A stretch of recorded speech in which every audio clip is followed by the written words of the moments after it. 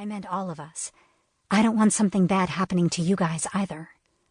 He smiled, but was focused on steering, so he wasn't looking at me. "We will survive the Unseelie." This was the shortest part of our journey, since Altair was so close to our continent.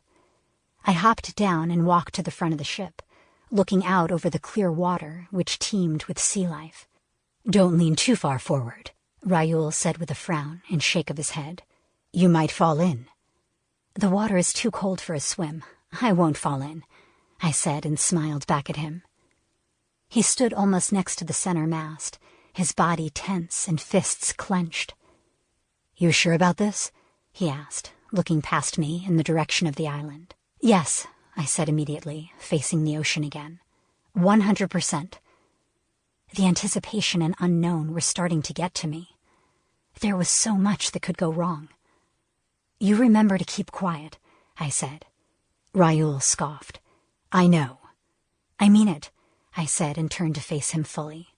"I don't want everyone being put in danger because you couldn't control your rage and your mouth." He glared at me. "I'm not a child, Elara." "No, but you're green compared to the others.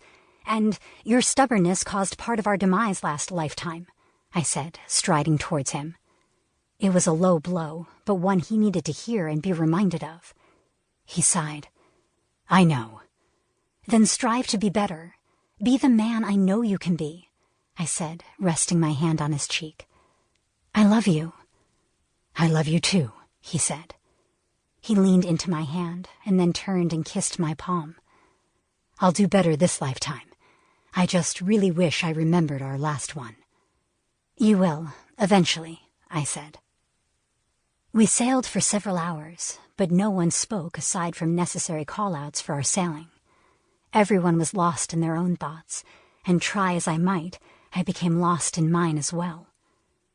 In the various ways the Unseelie could hurt my mates, in the various ways that I could screw up this meeting and my plans. I had to ensure everything went as planned. I had to make them agree to join us. It was imperative. "Island," Mirren called out. I turned in the direction we were headed and smiled. There it was, the Unseelie Island, Altair. I was ready for this, or at least as ready as I could be in my current state. Surprisingly, there was a dock with a few ships and several people walking around. The guys went to work getting the ship docked, and then we disembarked. Mirren took the lead, followed by the rest of us in a circle with me at the center. People watched us and murmured to each other as we passed. There were Seelie, Unseelie, and a few other races I couldn't place. They had to have come from some other continent. "Stop gawking," Kydris whispered. "You're making us fall behind." I snapped my head back straight and saw he was right. Mirren was far ahead. We walked faster to catch up, and Mirren glanced back at us. "Mouths shut from here on out," he said. Everyone nodded.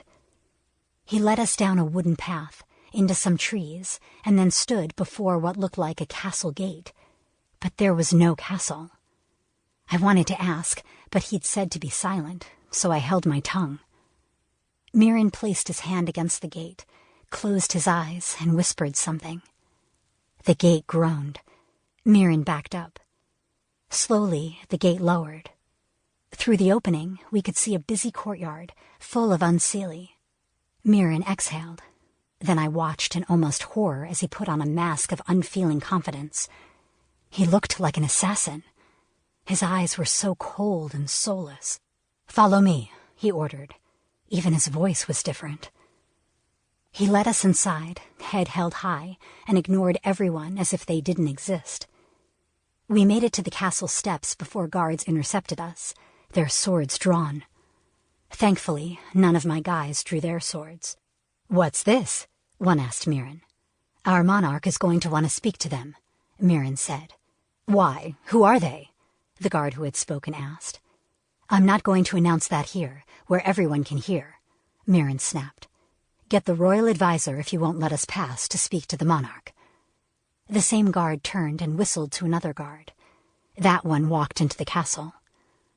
The guards before us were tensed, ready to fight. Yet I could sense no darkness from them. The Unseelie weren't evil after all. We had been